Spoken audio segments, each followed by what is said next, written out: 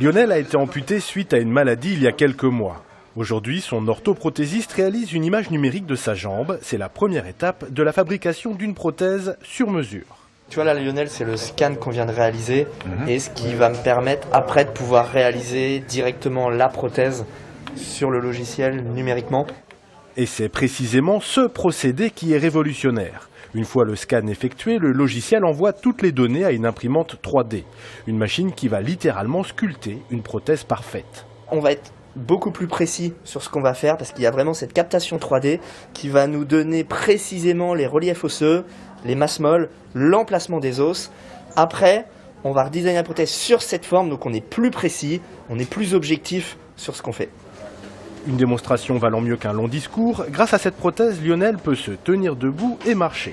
Moyennant rééducation, le jeune homme envisage même de reprendre le cours d'une vie normale rapidement. C'est parce que je me sens tout de suite très confortable dans cette emboîture que je vais pouvoir reprendre les activités sportives que je faisais avant, du type surf, stand-up paddle, randonnée, plongée, etc. Pour l'instant, ce type de prothèse n'existe que pour les amputations au niveau du tibia. Mais les médecins du centre de réadaptation de Granville en sont convaincus, ça n'est qu'un début.